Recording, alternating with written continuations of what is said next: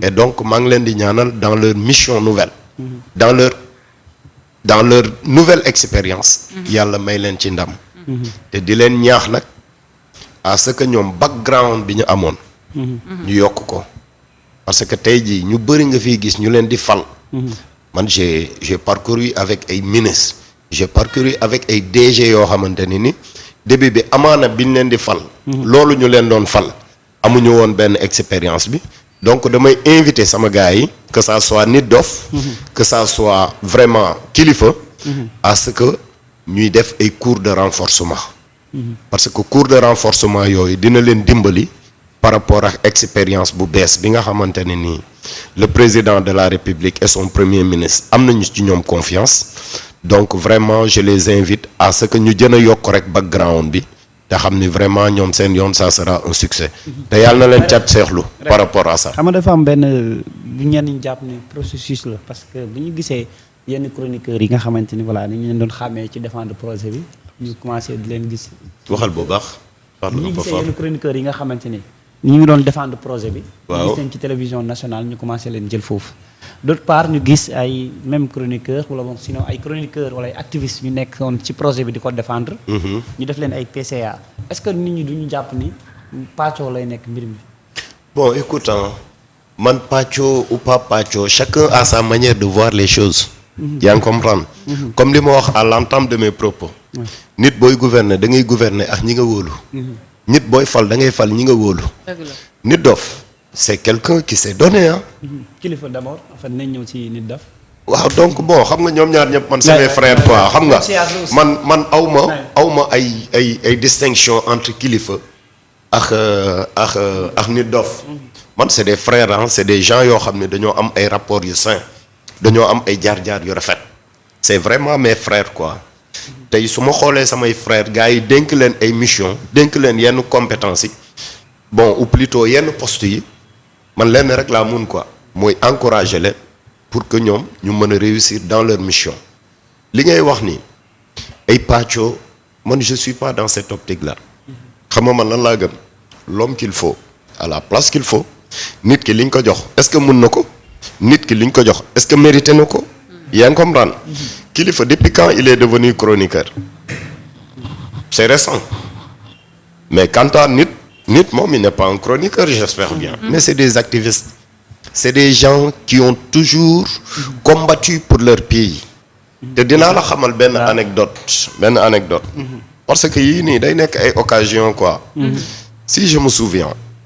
à la place de l'Obélisque devenu aujourd'hui place de la Nation vous vous souvenez du défunt Mamadou Diop c'est bien Mamadou Diop Mamadou Diop biñ koy rey l'étudiant Mamadou Diop ngoon siñ koy rey ce vendredi là man j'étais avec Nit Dof à la place de l'Obélisque j'étais avec Gunman Xuman à la place de l'Obélisque gis nga oto bii rey Mamadou Diop man su ma dawul woon déplacé wu ma Xuman déplacé wul Nit Dof déplacé wul Brahim bu express déplacé wul bu boobaa oto boobu mënoon na jaar suñu kaw donc man li tax ma respecté Nit Dof c'est par rapport à un combat pour son pays te moment boobu kenn xamul woon Nit Dof ci xeexu réew mi Nit Dof fan lañ ko gën a xàmmee ci xeexu réew mi c'est avec l'arrivée de Ousmane Sonko te Nit Dof bi muy xeexal réewam Ousmane Sonko commencé wul xeexal réewam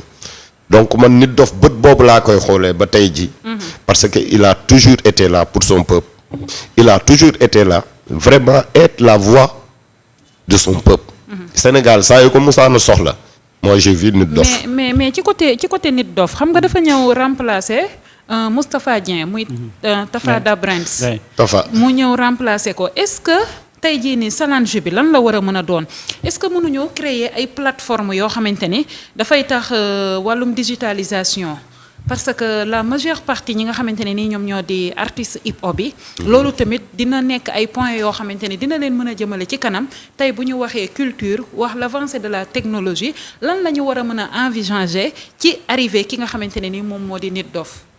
voilà bon déjà tudd nga Moustapha Dia moom aussi je le salue de passage Moustapha man sama frère la récemment on s'est vu au décès de Dret Schizo, Underground PA, Ousmane Fall, qui est un ami, l'un de mes meilleurs amis d'ailleurs.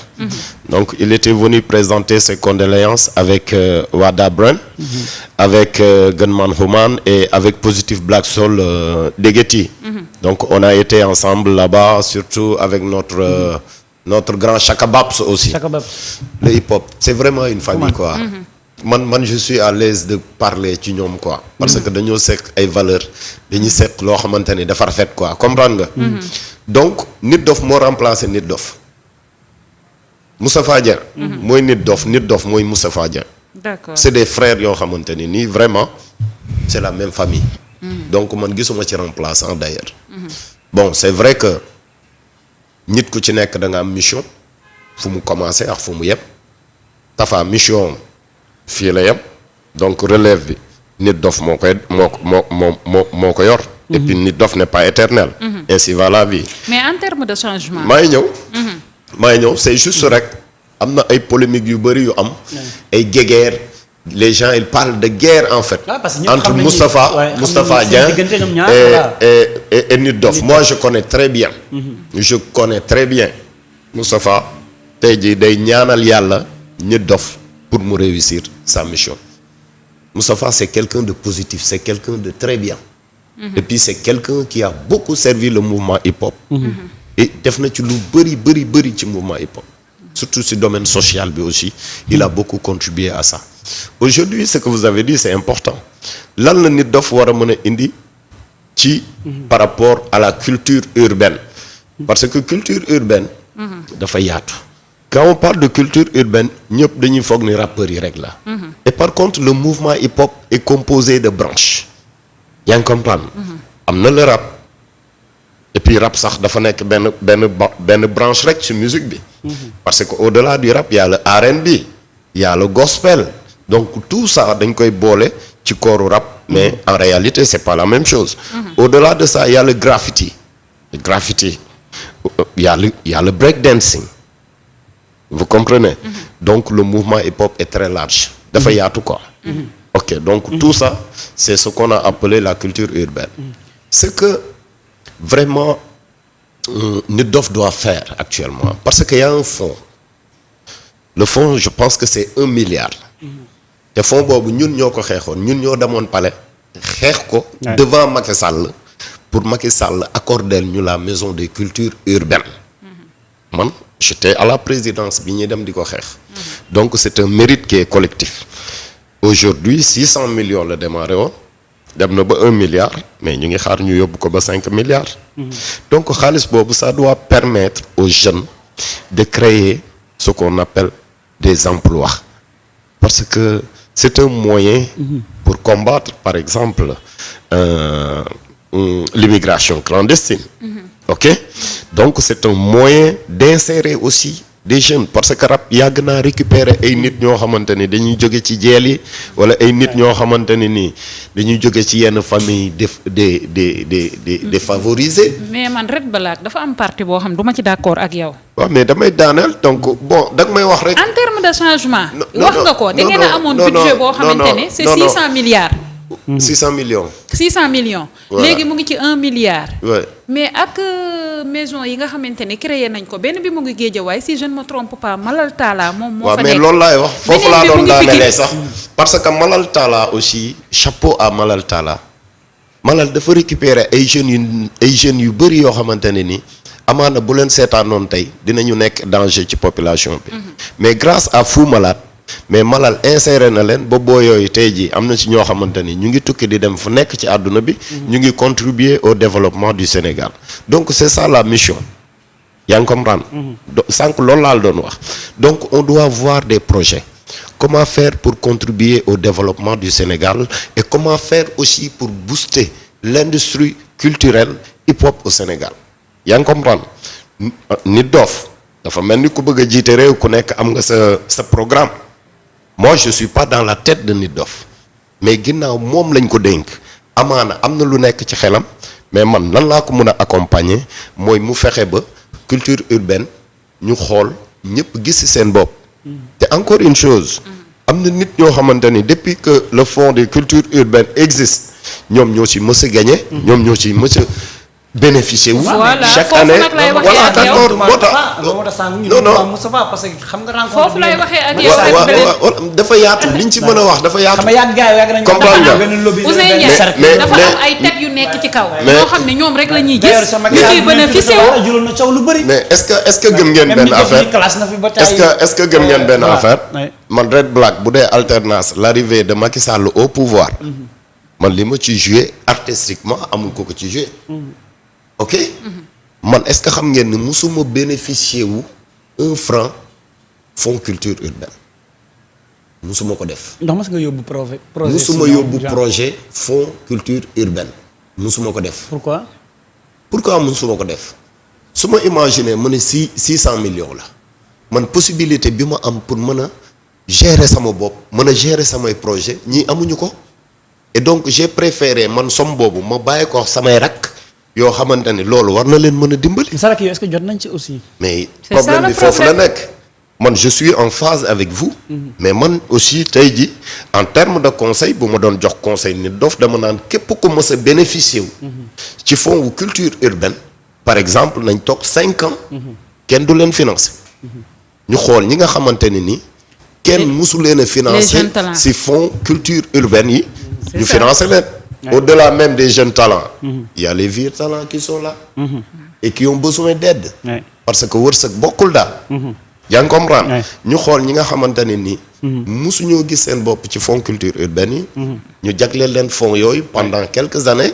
avant ñuy ñëwaat di financer ñi nga xam ni yàgg nañ leen financer quand même. affaire bi dafa war a yaatu. mais foog ñu auditer aussi xaalis bu bëri bi ci président Macky Sall teg.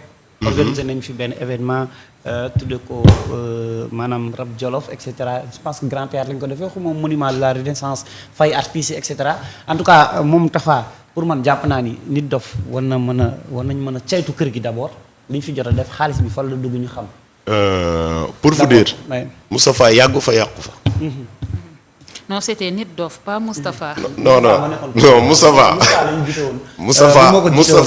Moustapha moom moo fa nekkoon ñu jëlee ko fa indi fa nit dof. non mais Moustapha dafa fa 6 mois si je me trompe pas.